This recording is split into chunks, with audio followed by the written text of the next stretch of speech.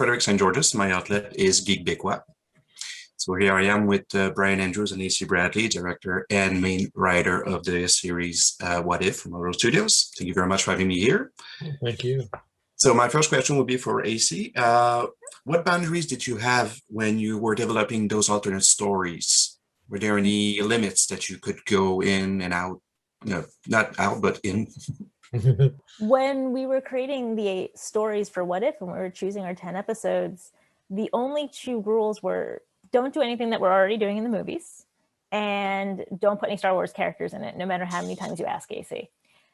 So we kind of were given free reign. And for me, the first question is not actually what if. My question is, where's the heart?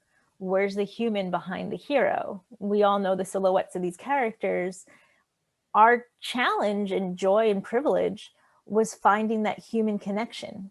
How do we take these icons and show them in a different light, a new light that we can relate to?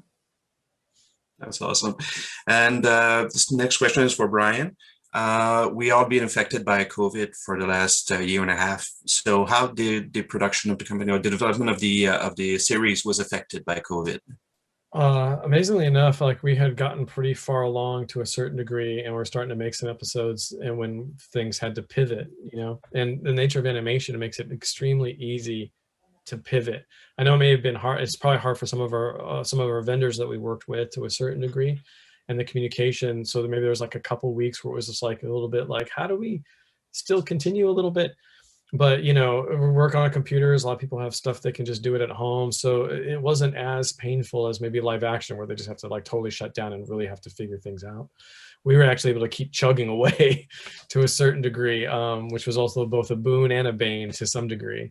So it didn't really affect us too much. In the end, one episode did have to get was delayed a little bit, had to get moved. So out of the 10 episodes coming, I think really first season's really 9 episodes. I think I was told that we're allowed to mention that the one episode still lives. It just needs to come out just a little bit later, because there was one in particular that kind of took the brunt of some of the switchover, okay. and so therefore timeframes got messed up. Yeah. So this next question is maybe both of you, if you want to answer. So what do you aim for the audience to get out of the series? What would be your goal on that? Unmitigated joy. Like, I don't know. Is that? I think our goal for the entire series of What If is for fans to feel like they're being seen and heard. Coming out of the movies, we've all played the what if they had done this? Why didn't they do that game? Why didn't they put my favorite characters together? And this is a chance to explore those fan theories, those fan wants, because at the end of the day, you're looking at 2 of the biggest Marvel fans around.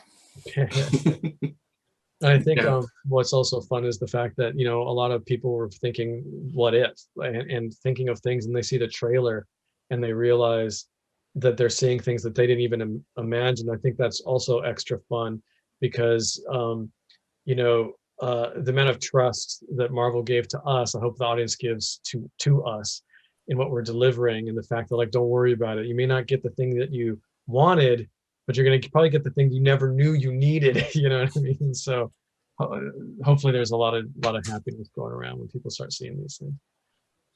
Well, thank you so much for the time that you've given me. So the first episode will be aired on August 11 on Disney Plus, and I wish you both great success, which is an no-brainer. It will be a great success. Thank you so much. Thank you.